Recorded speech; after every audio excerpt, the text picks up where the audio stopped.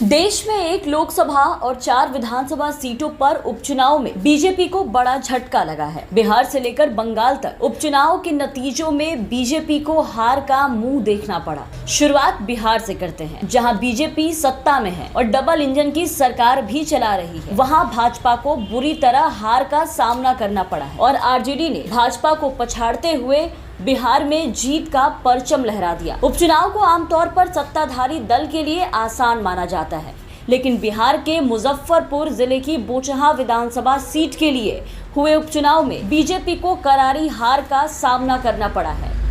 NDA गठबंधन में शामिल 4 दलों की जनविरोधी नीतियों और अहंकार को अकेले आरजेडी ने परास्त कर बोचहा सीट पर जीत का झंडा लहरा दिया। तेजस्वी ने बीजेपी को चारों खाने चित कर दिया है। आपको बता दें कि बोचहा विधानसभा उपचुनाव में आरजेडी ने शानदार जीत दर्ज की है। आरजेडी के अमर पासवान ने बीजेपी प्रत्याशी बेबी कुमारी को 36,653 वोटों से हराया है। अमर पासवान को यहां 82,562 वोट, तो वहीं बीजेपी को 45,909 वोट मिले हैं। बिहार में एक विधानसभा सीट के लिए हो रहे उपचुनाव के परिणाम आ चुके हैं। राष्ट्रीय जनता दल यानी कि आरजेडी के अमर पासवान ने बीजेपी की बेबी कुमारी को 36,653 मतों से हरा दिया। बोचहा सीट पर त्रिकोणीय लड़ाई देखने के बाद ही ये अंदाजा लगाया जा रहा था कि एनडीए को इसका खामियाजा भुगतना पड़ेगा, क्योंकि 1.5 साल पहले आम विधानसभा चुनाव में मुकेश साहनी बीजेपी और जेडीयू के साथ लड़े थे और इस बार उनके प्रत्याशी को मिलने वाले वोट कहीं न कहीं भाजपा को नुकसान पहुंचाते दिखे। इतने दलों और इतने नेताओं की घेराबंदी के बाद भी ये सीट जीतने में आरजेडी पूरी तरीके से सफल रही। वहीं बंगाल से लगातार नुकसान पर नुकसान झेल रहे और निराशा झेल रहे बीजेपी को एक बार फिर से बंगाल में निराशा ही हाथ लगी है और एक बार फिर से बंगाल में दीदी का जादू चल गया है। पश्चिम बंगाल की बालीगंज विधानसभा सीट से बाबुल सुप्रियो ने करीब 20,000 मतों के अंतर से जीत दर्ज कर ली है। उन्होंने भाजपा के उम्मीदवार केया घोष को हराया। साबित करने की जरूरत नहीं है, लेकिन अगर मैं बीजेपी के लिए गोल किया, पहले 2 गोल किया, अब तृणमूल कांग्रेस के लिए मैं 10 गोल करूंगा, ये भी मैं बता देता हूँ।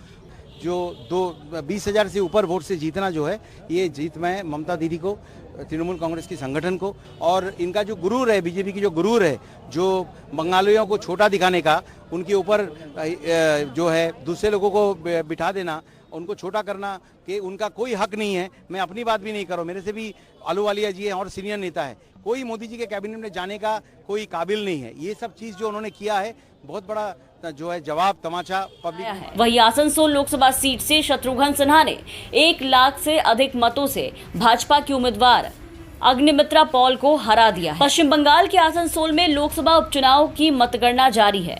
अभी तक के आए रुझानों के मुताबिक टीएमसी काफी आगे चल रही है। टीएमसी कार्यकर्ताओं ने पार्टी दफ्तर के सामने इस जीत को लेकर के जश्न मनाया। आपको बता दें कि बीते साल हुए विधानसभा चुनाव में जीत हासिल करने के बाद ममता बनर्जी की नेतृत्व वाली टीएमसी ने नगर निगमों के चुनाव में भी भारी जीत दर्ज की थी और वहां भी बीजेपी को हार का बुरी तरीके से सामना करना पड़ा था और आज फिर उपचुनाव में एक बार फिर से बीजेपी को करारी हार का सामना करना पड़ा है। इन सब से ये पता चलता है कि बंगाल में ममता बनर्जी की टक्कर का दूसरा नेता नहीं है और बीजेपी का बंगाल में कोई भी अस्तित्व और वजूद नहीं।